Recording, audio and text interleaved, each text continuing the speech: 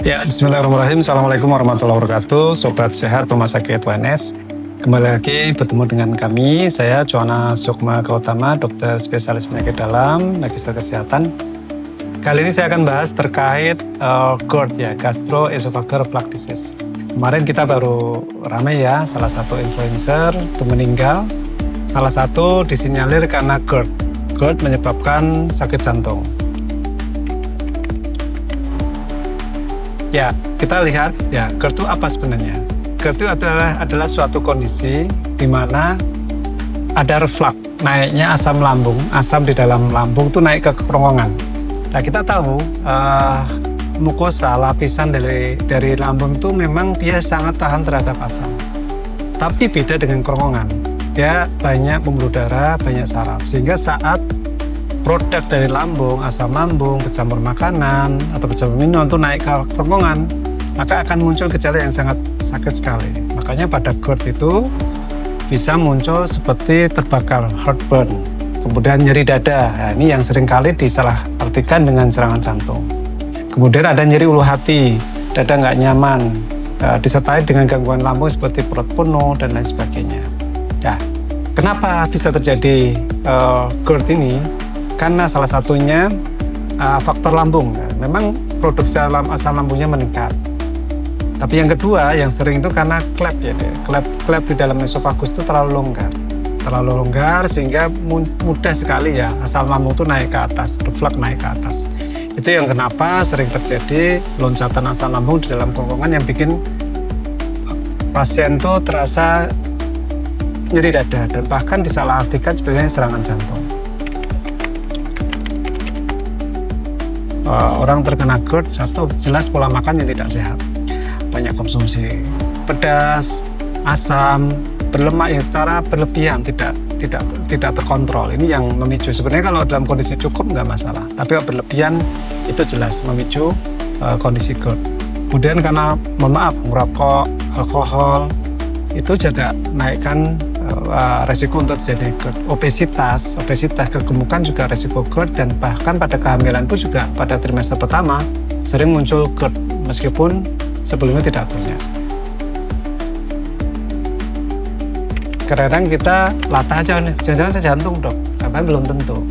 Kalau jantung, serangan jantung tuh nyerinya namanya specific chest pain, jadi nyerinya spesifik, khas. Jadi nyeri dada kiri, kemudian menjalar ke leher, lengan kiri, dan dia biasanya menetap sekitar berapa menit gitu, 10-15 menit, dan tidak respon dengan obat-obatan lambung kayak PPI dengan antacid, tidak respon sama sekali. Itu serangan jantung. Biasanya dipicu oleh kecapean, aktivitas yang tinggi, atau ada basic gangguan jantung, penyakit koroner atau yang lainnya. Tapi kalau GERD itu dia sebenarnya kalau diberikan obat emah dia akan respon. Kemudian dia serangan nyeri dada, kemudian minum obat emah, minum air putih hangat atau air madu hangat untuk menurunkan asam yang terlanjur naik ke kerongkongan turun ke bawah, sebenarnya akan respon. Kalau itu respon berarti itu GERD. Ya. Nah, apa benar yang kabar miring kemarin dia GERD kemudian kena serangan jantung? Bisa benar, bisa tidak. GERD bisa memicu serangan jantung, is oke benar, tapi basicnya dia sudah punya penyakit jantung kronis dulu, sudah ada penyakit sebelumnya. Kalau dia sebelumnya tanpa penyakit jantung, tidak mungkin GERD itu menyebabkan kematian. Kecuali GERD itu memang sudah sangat parah dan kronis, sudah ada infeksi di dalam kerongkongan, infeksi itu menjalar ke seluruh tubuh, sistemik, bikin kematian secara pelan-pelan, bukan mendadak langsung meninggal.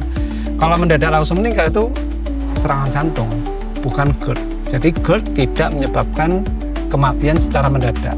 Ya, itu yang pertama. Yang kedua, GERD bisa memang memicu serangan jantung lewat beberapa patofisiologinya. Pertama lewat saraf vagal ya, refleks vagal. Memang saraf vagus ini kan mensarafi esofagus dan jantung. Saat terjadi loncatan asam dari lambung ke kerongkongan, maka saraf itu juga akan menstimulus ke dalam jantung, karena itu saraf itu jadi satu, menyebabkan spasme jantung teraktivasi, kemudian spasme, kontraksi dari otot jantung. Saat terjadi kontraksi otot jantung ini, maka aliran darahnya akan turun di dalam otot jantung itu, akhirnya kekurangan oksigen akhirnya bikin gejala yang sangat fatal, yaitu kematian. Atau faktor lain, misalkan orang yang kena GERD itu pasti stres. Kalau orang stres pasti adrenalinnya meningkat.